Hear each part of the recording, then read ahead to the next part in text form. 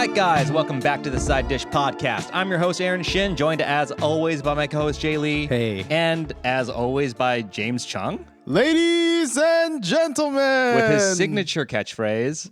Welcome back, James. Glad to be here. We're running it back this time. We had a little snafu with our scheduled guest, a little miscommunication, so we're just rocking out three guys once again. I wanted to first address, there have been a lot of people that were curious about our taco hot takes. Yes. And to be honest, if you want to find out, you got to sign up for the in-person side dish meetup that I've been pitching. Please DM the side dish, telling them they want to.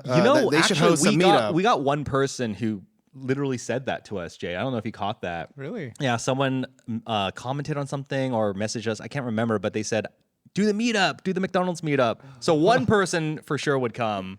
All right. Well, what's on everyone's mind going into this lovely weather we're having? It's really hot today in Seoul. It's too hot for April, 16th? You're wearing a denim jacket too. It's cold in here. Yeah, and it's I'm very sensitive to temperature. When it's cold, I fucking freeze. When it's hot, I sweat balls. Yeah. So, but it's really nice. I'm just very, very scared for what the summer will be like. Yeah. I mean, James, you're already wearing sandals and shorts, dude. That's crazy. That's wild. Skies out, thighs out. You know what I'm saying? For sure. Yeah. Speaking of things that make sense, here's something that doesn't make sense. Great transition, Aaron. Thank you. The shoe company Allbirds just announced that they are no longer going to be a shoe company. They're going to be an AI company. And stock went up like 700% based on that announcement alone. Wow. Do they give details on what? No. What's their competitive? I have no idea. I don't know how you pivot from a shoe company to an AI company, but it just gave me the idea that the Side Dish is no longer a podcast. We are an AI company. We're rebranded. Yeah. And we're going to go up 600% in followers now. All of our. I thought that joke would be a little funnier. I was thinking about it on the way over. We can cut it. It's fine. I think it's fine. I was just about to rip. You honestly, okay. I know this about you. You like get nervous about your bits and then you back off. You get cold feet. No, I don't. And you go meta. No, I don't. Even like the great transition, Aaron. That's like we didn't give us an opportunity to no, but this determine happens. whether it This was a literally good happens on transition stage. or not. This happens on stage. Oh shit! Are we gonna get into critique of and I'm just, Aaron's Oh my improv? God. This is something someone told me about the last show, and I wasn't there. Who said that? I don't remember who, but it was like You're such a liar. I'm being you're dead ass. protecting Convenient. someone. but it's like convenient. you self-swiped and you're like, and then I'm walking back in. It like you completely broke the fourth wall. But you do that. I mean, I know this about you. Yeah. Right? But it does, like, sometimes you have to like let the anxiety of doing a bit creep in and then overcome. You know what I mean? Anyways, that's just I'll give a note. At open session on Sunday, the first thing I did, I got booed. And it really threw me off. it really kind of, I was like, oh shit. Everyone just started booing me. I was like, what the fuck? And then James, I said the word antenna, and James like paused everything to like roast me on my pronunciation of the word antenna, which also just threw me off. That one, no, I didn't mean to like rub that in. Although the reason you were being booed, if you remember, I do remember, but it doesn't matter because we weren't performing anything. It was just an exercise. It was a physicality exercise. And what did you do? I mimed someone taking a shit because I was supposed to react to the previous person's mime. That person mimed eating something and getting a stomach ache. So my response was taking a shit. And the 3 rules of improv, if there are rules, are like the 3 Ps, right? Which is no puke, no poop, no piss. Which I do know. But I mimed the thing and I just heard boo, and I kind of looked around and everyone was just like mad at me, and I was like, what the fuck? So it was like they were sincerely. They were like, that was bad, booing you, yeah. bad improv. well, the exercises you're supposed to do things that are sometimes challenging, but it was a warm up exercise. it's a warm up exercise. It was a warm up exercise, but I still, I was furious. It's I was a bad furious. habit. It's a bad habit. So today, I was sitting at home watching a basketball game. It's the postseason has started. Yes, and sir. I get a text from Aaron, and I was watching the game a little bit delayed because because I also like to skip ahead, like with commercials and all that stuff. And so I got a few text messages, but I ignored the phone because I didn't want any kind of like spoilers, right? So finally, I'm like, I catch up to the game where it's live, and then I'm like, okay, I can check my phone, and lo and behold, it's Aaron. He's like, "Are you watching the game?" And it's a really close one, and yeah, I basically You were probably at like the 2-minute mark. Yeah. and I was like at the 40-second mark. And I'm a Clipper fan. I'm a Los Angeles Clipper fan, and Aaron is a Golden State Warrior That's interesting because I'm pretty sure they're called the Clippers. Yes, but I was gonna say something. I'm like, Jay really is the fan here. I'm not gonna mention anything. so this is interesting. Would you? Because I know a lot of people who say I'm a Laker fan. I'm a Warrior fan. Oh, I see. Oh, no, they're wrong. They're just wrong. I'm a Warrior. I'm a Laker. Yeah. Yeah, I guess I see what you're saying. So basically what happened, right, is I forgot there was a game, but I knew that the Clippers and the Warriors were playing, and what a great matchup, right? Like, we were down the entire game. Like, we were losing. We were losing by like 9 points pretty much the entire game. And then we just fucking, sorry, dude. We just came back, and then we beat you guys by like 7 points. Yeah. It was disappointing. But the way that I'm coping with it is that you put us out of our misery sooner than later, because I mean, it's not going to be good anyways. Yeah, I mean, the Warriors are not going to advance past the Western Conference anyway. But what this whole thing kind of reminded me of was, it's probably been a couple years at this point, but you and I got into like a tiff one time. We went to James was actually present here, and so I used to wear hats exclusively, and I like sports, so I would wear like certain teams' hats. But then I decided one day, I was like, I need to get a Korean team hat and start supporting a Korean team, right? Yes, dude, you were so pissed. You were so mad. I mean, I was being a dick for sure. What did Aaron say? Okay, so basically, I don't know anything about Korean sports, right? So I was looking up baseball teams. I know that the Doosan Bears are like one of the most popular ones. There are two sole baseball teams, right? They're the Doosan Twins. Bears and the LG Twins. Let's go. Okay, and I'm in terms of my sports fandom, I've always been a fan of the underdog, and it's just something that's been passed down from my father. So the Doosan Bears have won a bunch of championships in their history, and so it's like, I can't support that team because then I'm just joining the bandwagon, right? So then I'm like, okay, then I'm going to join the LG Twins fandom, because they sucked for a really long time, even though, in the past couple of years they did win a championship. Yeah, they were. It was like 3 years ago. Yeah, and the reason why this came up is because someone we were with asked me about, they happened to be a baseball fan, and so they asked me about my hat, and I told this story about how like I'm a fan of the underdog, I'm a Clipper fan, and then Aaron turns to me, and I delivered it so deadpan. Well, it wasn't deadpan. It was malicious in my eyes. He was like, he wanted to be a dick, and he was like, "That's the stupidest thing I've ever fucking heard in my life." Yeah, as soon Which as you used to say a lot. I still say it a lot. I just Yeah. say it behind people's backs now. But no, I definitely remember that moment because as soon as it came out of my mouth, I was like, dude, you got to walk that back. But we were at Perch. We were drinking. Yes. And so the moment kind of passed. But I definitely remember being like, you said that a little bit too sincerely. And so I apologize, obviously. But yeah, that's my bad for sure. Sorry, dude. Why are you making fun of Jay's emotional support hat? Well, this is funny because when James made fun of me for saying antenna on Sunday, I got so pissed. And then I was like, but Aaron, this is what you do to people sometimes. So you have to learn, if you give it out like that way, you have to learn how to take it. Basically, is what I concluded. I was like, you know what? James is obviously joking, even though I was in the moment, I was like, what the fuck, dude? Antenna. Like, I was just like fuming in my head. Yeah. But I just had to like go back and be like, dude, honestly, man, you do the same thing to people all the time, so just deal with it. So I was able to get over it. Water under the bridge. I mean, we talked about it. Yeah.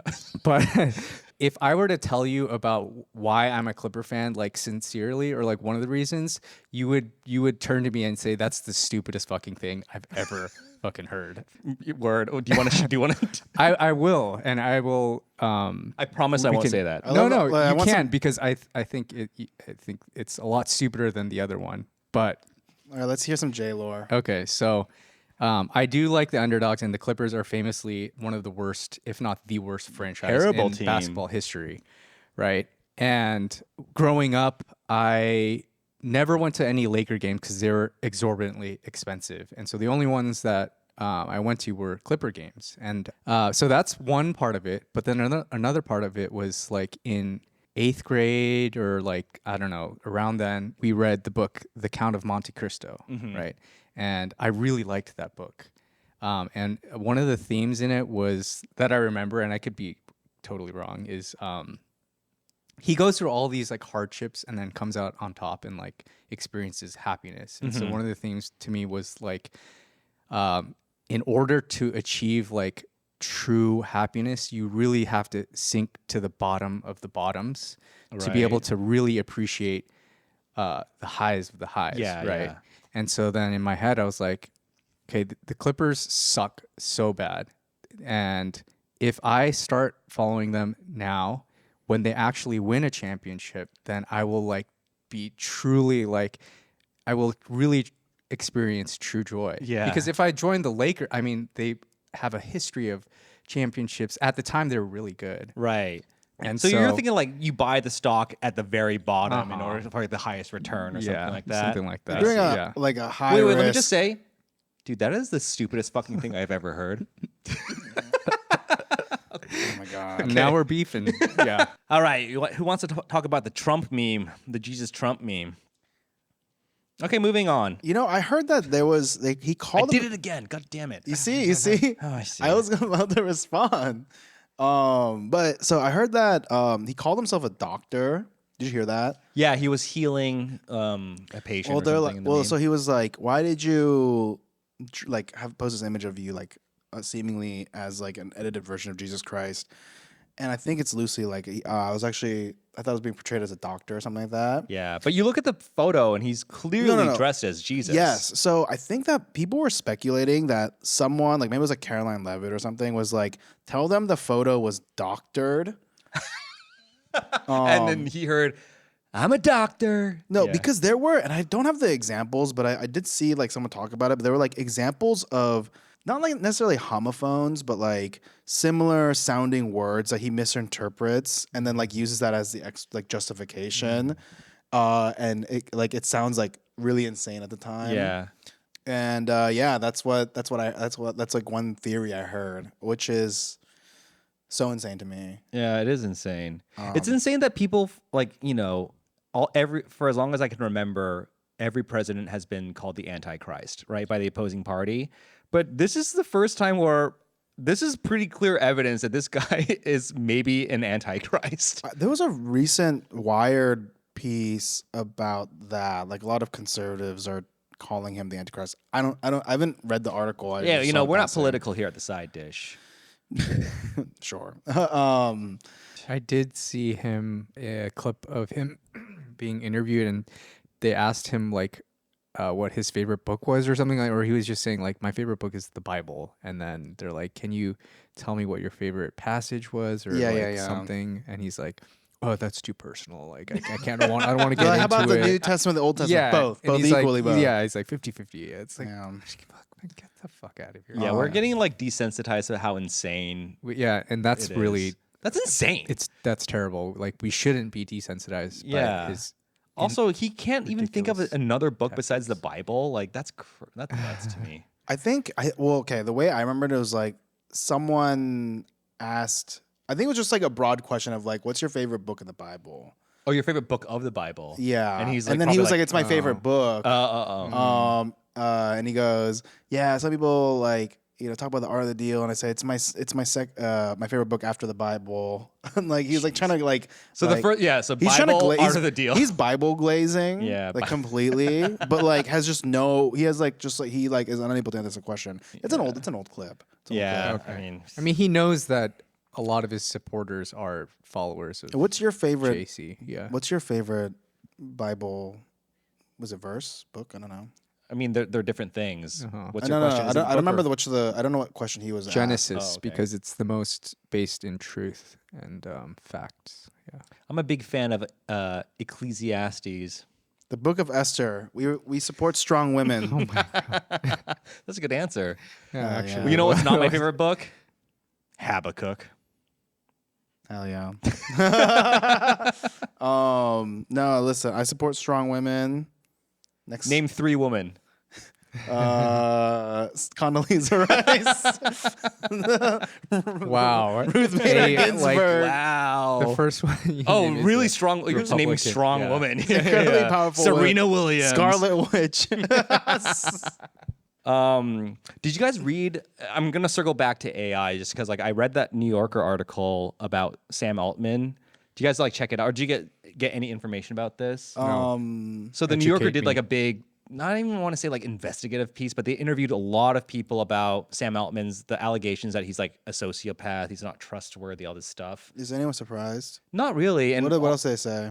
so I was reading the article being like, what dirt did you guys dig up? But essentially, all they were able to dig up is like instances of him kind of saying one thing to one party and something else to another party, which I don't think is that egregious when you're running like, you know, $150 billion company. So he might say like, yeah, we want to secure the rights of citizens by not doing X, Y, Z. But then he'll turn to another investor and be like, actually, we might do X, Y, Z to like ensure profits in the future, stuff like that. I guess I haven't read the article, but broadly speaking, the big problem with you can obviously like in a normal business setting, like whether that's something that one should do is a different question, but he's, you know, the head of one of the most impactful technologies of our generation. Well, I think the article's point is that it's in need of really strong stewardship, like very morally guided, like reliable leadership. And I don't think any human could do it. I think we need AI to be led by AI at the end of the day. Well, that's okay. Really? No, of course not. Okay. I wasn't sure. See, that's The my, different- that's my deadpan delivery, baby. People don't know. Well, honestly, because I don't know. I think it's hard to trust anyone because That's what yeah, I agree. It's hard to trust anyone. you're And also trustless AI. And also in on the Silicon blockchain. Valley, there is such a legacy of like the strongest leaders and the most like Steve Jobs being probably the most prime example. The guy was a total jerk, like 100% a sociopath, 100% like a megalomaniac, a control freak, like all these things that, you know, if you rise to power and you control a lot of things, you kind of are by definition a crazy person. Only a certain type of person can do that job or wants to do that job. And they tend to be people who are power hungry and a little bit controlling, right? So Sam Altman's interesting because the article makes it very clear that he's like, he wants to be well liked and he is ostensibly pretty likable until you start like auditing and kind of like going into his like personal interactions and his text messages, and you'll find these cracks where he like, oh, you said this to one person, but you said the other thing to another. So the whole article is built off these like micro like lies, white lies, which at the end of it, I was like, I don't think that's that bad. But it still begs the question of like, if the leader of the biggest AI company in the world is unreliable and maybe like ethically dubious, is this something that we should be concerned about? And the answer is obviously yes. But I don't know. It's like Anthropic released an AI model, and then I think their newest one, they pulled it from the market. Do you guys read about this? They pulled it because this AI is so powerful. It was able to find security flaws in every operating system, every web browser, every single app. It was able to find, they're called zero-day. 0 day. Yeah, zero-day sort of Attacks. vulnerabilities. Yeah. Yeah, the zero-day vulnerabilities that, if exploited, you know, could lead to, you know, data breaches and all this stuff. So Anthropic, I think, released the model to the companies privately. So it's like, hey, this model can find these breaches that no one for decades has been able to find. You guys can patch it up. But it's actually very scary, right? Because if someone gets hands on these powerful models and is able to hack into Bank of America or like, you know, Robinhood and just steal people's money, it's nuts. You know, Anthropic has been playing the like moral authority figure, I think, in terms of the AI race, while also having like a really strong AI model. Yeah. I'm curious to see how. So So all this stuff, it changes so quickly. It does. But a lot of those people were first at OpenAI. So I think the Anthropic person, Mira something, who went to college with my wife, by the way, she's my age, she's the same year. But she left OpenAI after basically not trusting Sam Altman, went to Google, built their Anthropic model. I think Anthropic is Google. I might be wrong. But yeah, all these people working on these projects are very old colleagues. And a lot of them went to college together. A lot of them like work together. And yeah, like the article really does beg a very important question of like whoever wins the AI race and is in control of AGI, artificial general intelligence, it will essentially be like a global dictator because they can wield this power however they want in theory. But what I learned also from the article is that everyone in Silicon Valley kind of has this agreement that whoever emerges on top is going to share their resources with everyone else and make sure that AGI is stable and like held accountable. And I think what the article is trying to say is that Sam Altman's like dubious nature indicates that maybe he can't be trusted with AGI. But what human can, I guess, right? I don't know. We're not. None of us is smart enough to even understand what goes in people's minds when they're making decisions at that scale. But it is very interesting. And I don't know. I use AI every day, I want to say. Do you guys use AI every day? Yeah, for work. Yeah. Yeah. How about you, James? I use it. I used to use it more like rigorously. At this point, I do use it as like a modern Quora. Oh, so you just ask questions. But I do want to. Yeah, I've been wanting to like get into other AI uses. I mean, there's so much you could do with it. There's a lot, yeah. I like to. I've basically been taking a break. But yeah, sure, totally. I would love to actually talk to someone who talks to AI as like a human, because I don't do that. I know some people who like will just have a conversation with their AI. Hours long. That's so. Yeah. I'm not even gonna say that's nuts because I'm not judging that. That's it's so fascinating. One use of that was I've met several people that use AI as like a therapy sort of platform, and this person was like, honestly, like, and they've had so many therapists in the past.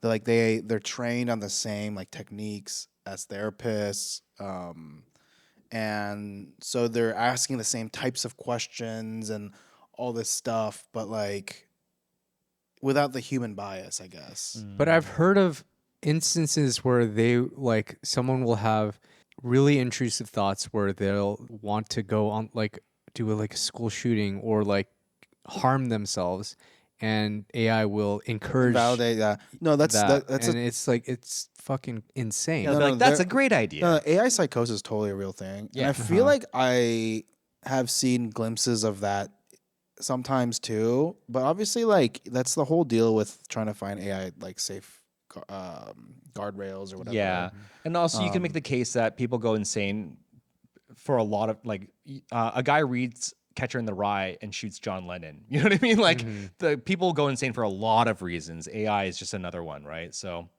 yeah. Okay, so I asked AI to give me ideas on topics that would encourage hot takes. Oh, interesting. And so I'm gonna read them out. Most people shouldn't follow their passion. Agree or disagree? I think if I had to choose one answer, I'd say I disagree.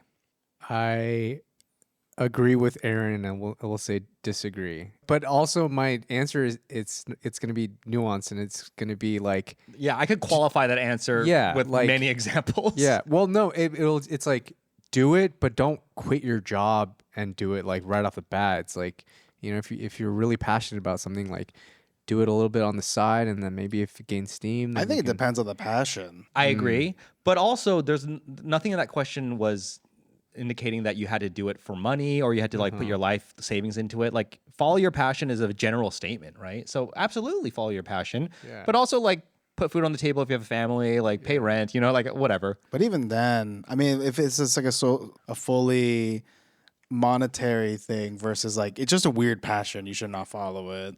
What's a weird passion that no one should follow? Like collecting spoons, like the little spoons when you travel. Dude, we just lost our little spoon collector following. Damn it, dude. Damn it, James. Damn it, James. Damn it. We didn't want them anyway, okay? That's the whole point of this. Okay. I actually don't know if I understand. Okay, well, let's see it. I'll just say it. Living in a global city makes you less interesting over time. Living in a global city makes you less interesting over time. And so that's like a metropolitan city such as Seoul or Sure. Los Angeles or New York. I disagree. I don't know what that. I'm trying to think about the sort of Alternative? the Or, alternative, yeah. which is like, okay, growing up in like a really like a little town. I guess like interesting is also so subjective. Yeah. Like interesting to who? I can say this. I think growing up or not even growing up, but living in a metropolitan city can make you complacent in a lot of ways, and like the communities, because there's so many different people that you can meet and that align with your interests, and so you can become kind of like in your own bubble. Case in point, I think Itaewon is the foreign neighborhood in Seoul, which is a metropolitan city, but a lot of people who live here, not me anymore, obviously, because I got out of here, but they're pretty boring, and they're He says, he points at me, he looks at me, and he says, they're fucking boring. I don't know that everyone's. I'm just joking. I honestly don't know that everyone's like-minded. Yeah. But I mean, like, you guys go to the same bars, same restaurants, in general is what I mean. So that could be deemed as uninteresting, I guess. Jay and I go to very different spots, by the way. I think you're generalizing here I don't hardcore. think that, well, one I will say is like, living in one of these global cities you said doesn't make you interesting just for the fact of living there. Right, it's not intrinsically interesting. Yeah, which I think maybe some people like automatically I get an interesting card for living in in New York. Like that's bullshit. Yeah. You know. Which also, sidebar, when people are like, I love New York, it's just like every day is so random and like you never know who you're gonna run into. I like want to barf. Because I'm just like, yeah, but also you probably just barely leave 2 subway lines. Like when I lived in New York, actually, this is bad because I'm a boring person, so I shouldn't be judging other people. But when I lived in New York, I went to the same 3 cafes, like ordered from the same 4 sweet greens. For what it's worth, when I was in New York, I definitely realized some of my friends there don't like to leave their neighborhood when they don't have to, which I totally get because I'm guilty of that. In For this sure. neighborhood. Same, yeah. But I feel like I've just gotten worse about it over time. Like when I lived in East Seoul, like there's not a lot going on there. And I'd end up here, but because there's just always events going on in the city. I think in the city there's just a lot going on. But so And it's diverse too. I actually disagree with this statement. But I does do. diversity make you interesting, right? No, but I mean it's just like, but the access to diversity can be one of the things that like give you experiences that you wouldn't be able to otherwise like partake in. I'm moving on. Okay. Yeah. Convenience is making people worse humans. 100% agree. 100% agree. I agree. 100%. I also for love sure. the convenience of Korea, but there are times if you can weaponize it in the wrong way. Well, I mean, I think just the whole delivery system, so convenient. I'm super guilty of utilizing it, right? So bad for the environment. It's There's terrible. so much plastic that is It's used awful. Yeah. every single day. Jaehyun and I, we had the conversation because Yeah. it's like, should we order from blah, blah? It's like, no, because every time we do, it's like 4 plastic bowls, 2 plastic bins, 3 plastic bags. It's too much plastic. It's crazy. Yeah. Well, that is a specific indictment, I think, on Korean food as delivery. Yeah. Which is because insane all to these me. side dishes. No, because in Korea, like the delivery system is so good, but I remember one time, like when my parents were over at my house, I was like, oh, I'll order some food or something, whatever. I was like, Mom, maybe we can order like blah blah blah blah. I just don't want to do something like Possam. There's just too much trash. She's like, oh, Possam sounds really good. I'm like, no, I don't want to do it because like you have all the sides, all the little dipping sauces, your little like I don't know salt, you got kim and like kimchi and all this stuff, and it ends up being so much trash. Yeah. But if you get like a sandwich, it's like a piece of paper. It's No, not. It's not. I agree with you so much because, like the convenience of ordering a Subway sandwich, for example, is just like one wrapper. Low key, right? Like, yeah. I mean, again, and I'm not it's saying just one wrapper, or like ordering a burger. I famously said I don't like burgers anymore, but I was lying. But yeah, we know you were lying. But even still, it's like Korean delivery used to be jjajangmyeon. Yeah, right? and they would use like actual things that they would Metal deliver bowls, in yeah. metal bowls or like reusable bowls. Well, plastic bowls, but Yeah, but then you would return They'll it. pick it up, They'll pick it back up, and they wash it. They wash it Yeah. and then reuse that, and then.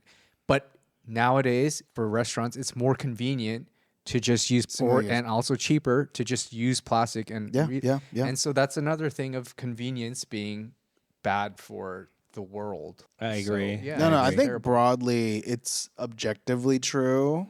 Well, because don't people say a lot of? I feel like the hot take is like friction is good, like the friction of having to go out to Rite Aid. If you need to buy something, you used to have to get in your car, go to Walgreens or go to Rite Aid and buy it, and that would take 40 minutes out of your day.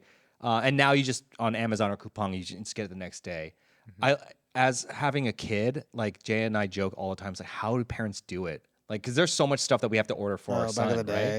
right? And it's so convenient. It's awesome. But back in the day, you had to literally leave. The mom or dad had to get in the car and fucking drive there to get the thing. You know, like the thing is in Korea, for the average person that doesn't have a car, like that the task of like going to, if you don't have like an E-Mart nearby, I guess it's like, it can be like the difference between adding like an hour round trip to get to the store. You can judge someone's intelligence by their taste. Yeah, I think I agree. But it's a complicated question because taste is also so subjective. Just because someone likes but it depends what we're talking about, frankly. If we're talking about books and like I want to like gauge your intelligence and you tell me that your favorite book is the Bible, I might go like, you don't read books. You know what I mean? That's dumb. I mean, like, listen, that's dank. That's dank. You just pissed off a lot of people. You pissed off a lot of people. I was just trying to piss off Trump. I will say I've seen very distinct things that are contrary to this statement, and also, yes, I disagree. I actually disagree. I think you can you can judge someone. I think you can like try to make a judgment, but I don't think that. I think there's a lot of instances where it's wrong. That's probably right. What about you, Jay? I think if you like tacos from Bleep, you're dumb. And again, if you want to figure out what that is, come to the meetup. Moving on. If locals don't eat there, it's not worth eating. True or false? If locals don't eat there, it's not worth eating. I think I agree, but also no, I agree. I think it would be hard to tell as a local if somewhere that only tourists go to is good if you don't go there. Well, you wouldn't end up there as like a local, I guess. But there's a lot of restaurants that are pretty popular in Korea that local Koreans go to that are awful.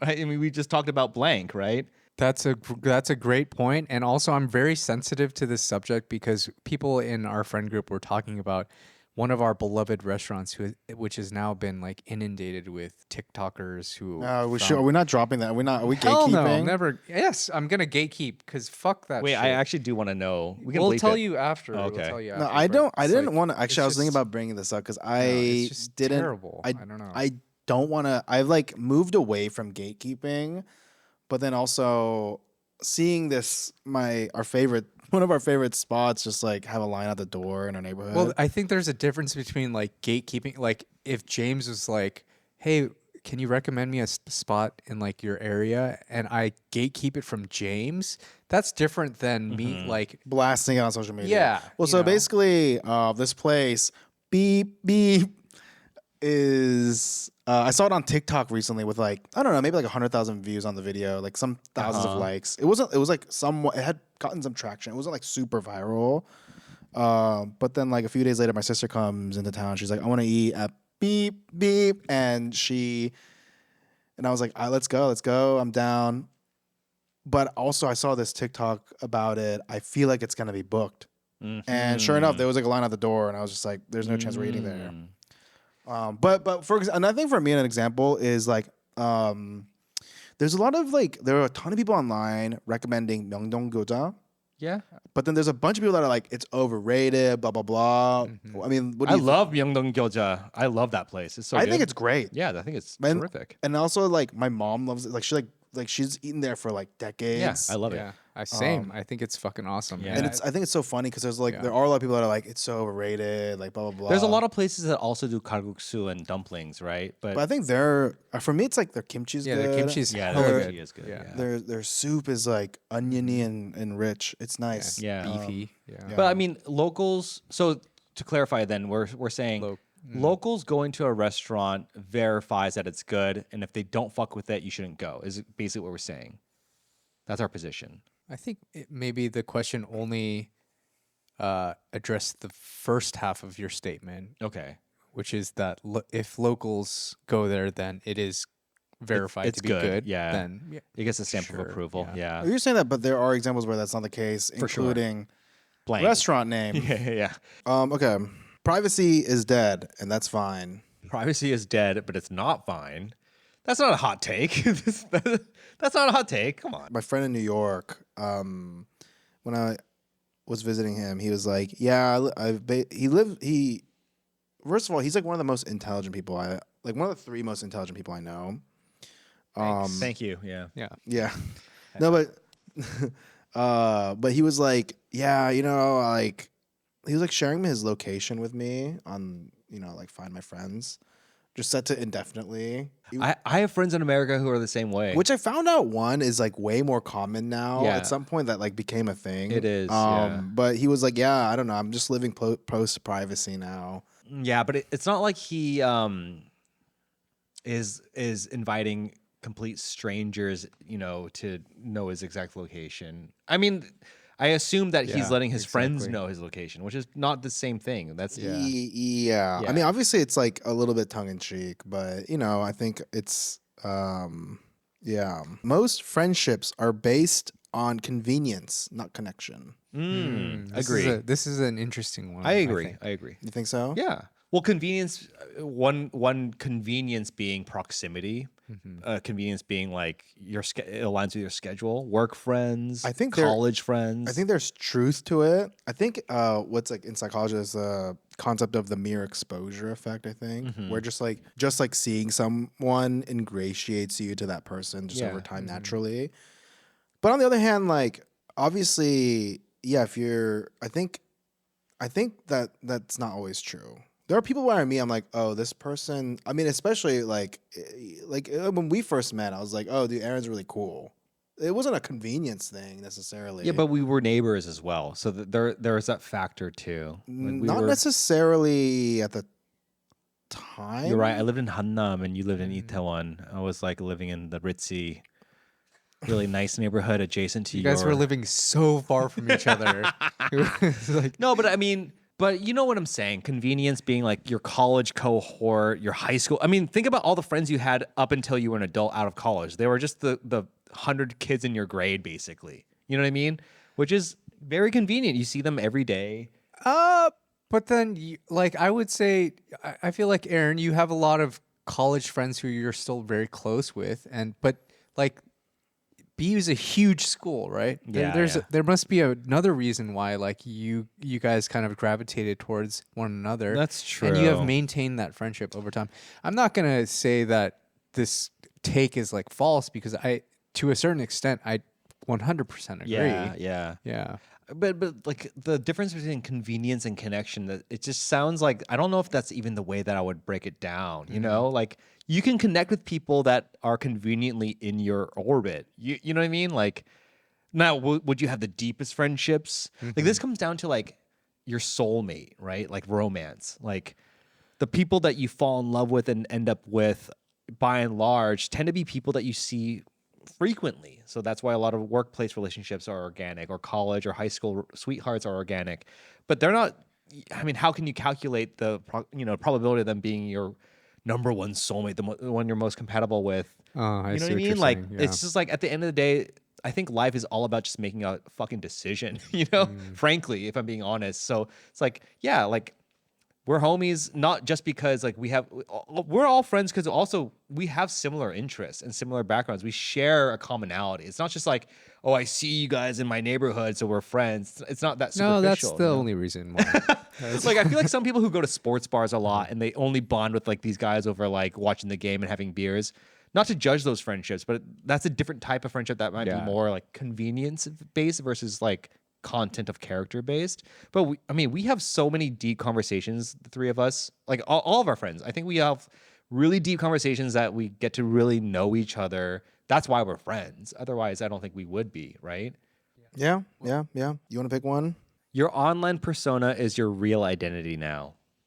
I think there's truth to it, and I mean that because I took in college. I took a rhetoric of the personal narrative class. Oh, cool. And there was like a lot of the discourse in that class was like basically about how your identity in a lot of ways is like defined by how you talk about it.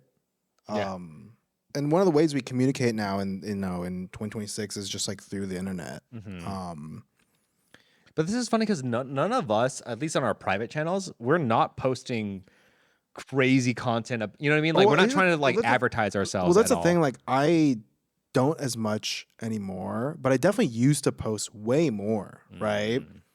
And that definitely like built up some sort of reputation for me. And you can feel that impact. Like a lot of like the I don't know. I have like a lot of friends in F&B, like the food and beverage industry.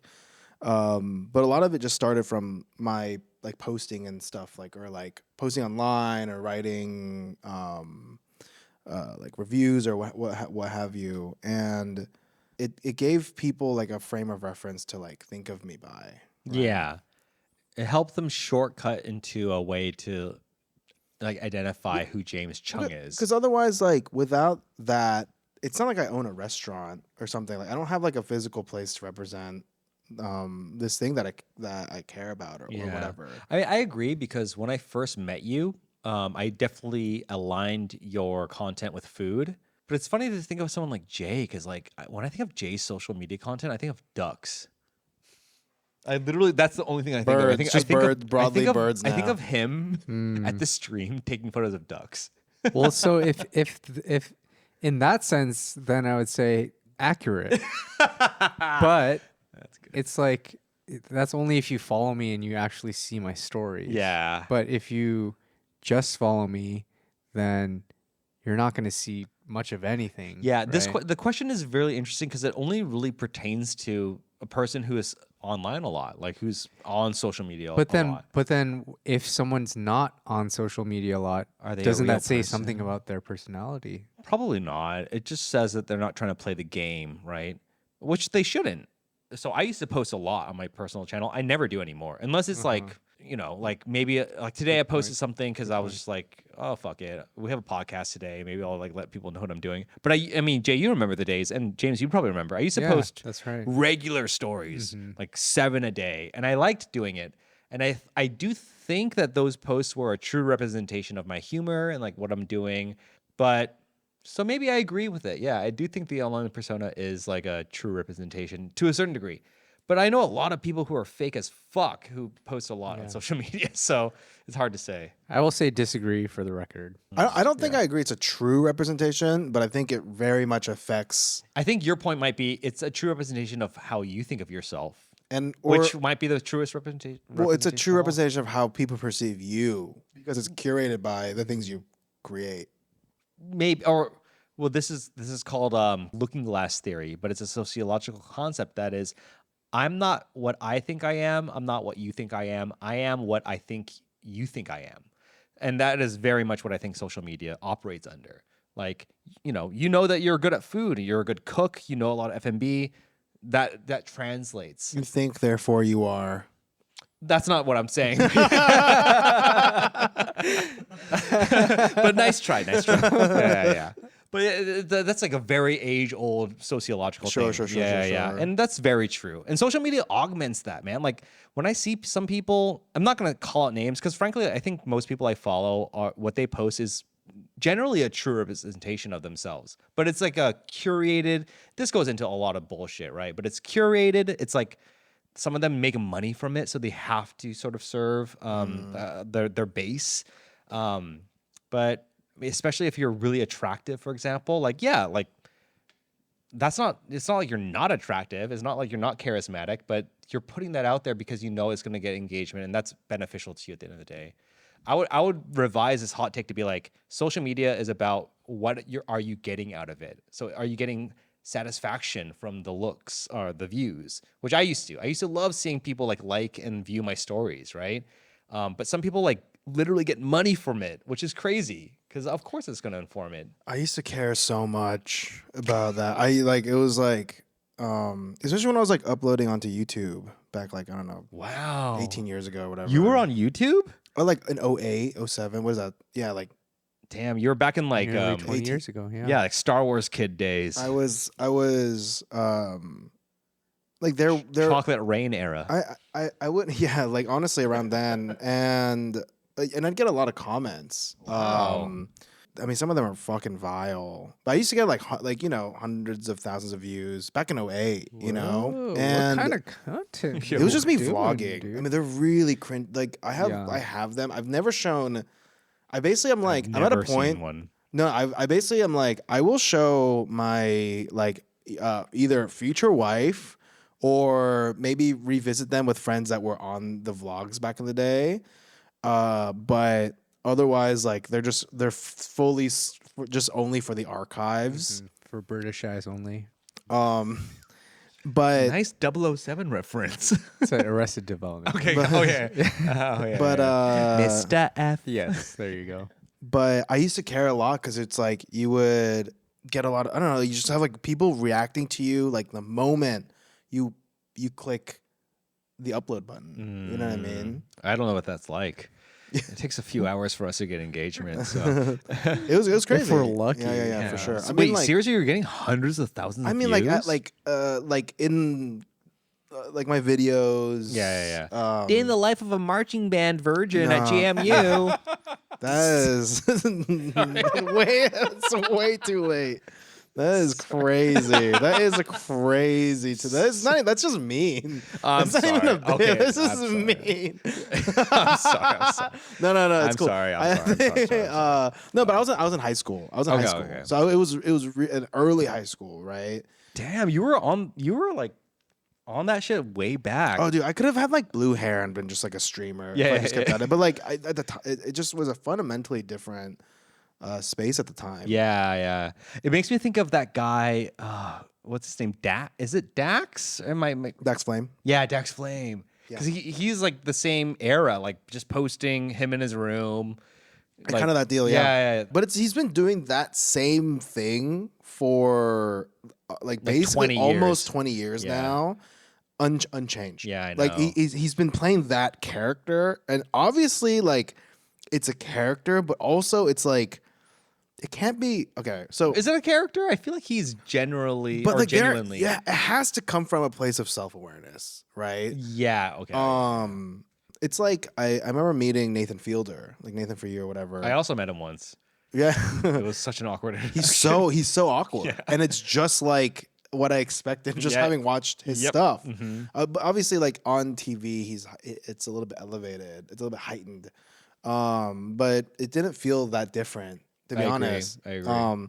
In a very like it felt very frustrating because I'm like, oh, I wanted it to be more meaningful than Yeah. just this very awkward What interaction. was your interaction like? He was MC or like the host of a screening that I went to in LA when I was living there, and it was for a documentary called Tickled. I know. Yeah, it's about like the people who get boners from being tickled. No. It's about the competitive like tickling like league. This like Dude, underground. our algorithms are so different. It's an underground tickling league. So then you came up to him and you're like, "Hey, Mr. Fielder, I'm a big fan." Well, so I went to the screen. I didn't know he was hosting, but then he was like, "We're in our host, Nathan Fielder." I'm like, "Oh my god!" So I went and talked to him. I was like Nathan, I'm such a big fan. He's like, "Okay." That's literally my Yeah. interaction. I was at Beef Fest. It was a Tim and Eric event they host in LA every year, and where you just eat a fuck ton of meat. It was really fun. Was Tim and Eric there? Were Tim and Eric there? Okay. And they were both really chill. And I was literally in a circle, a bunch of fans were all talking to Tim and Eric, and then Nathan Fielder walked by, and someone was like, "Nathan," and he came to our group, and he like stood there, and then I was like about to say like, "Dude, I love your show," and he basically looked at me, and as soon as I started talking, he walked away. That's crazy. Yeah, he was just like, "Mm-mm," and just walked away. I did pee next to Tim Heidecker once.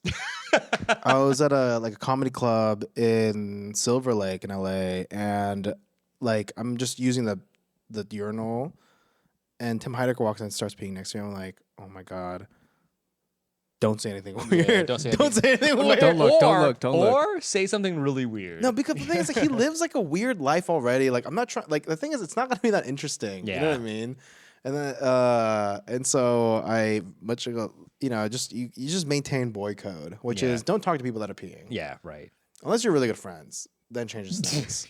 But like, yeah, you try not to talk to strangers. For sure. All right. Well, that sounds like a great place to end the podcast. James, thank you so much for coming with that segment. It really thank you. helped carry the episode. We dedicated fucking 2 hours to it. Yeah. I'm joking. Thank you guys so much for listening to this episode of the Side Dish Podcast. Please like and subscribe. Follow us on YouTube now, Spotify, Apple Podcasts, wherever you get your podcasts, you can find us. And with that said, we'll catch you guys in the next episode. Hell yeah. Brother.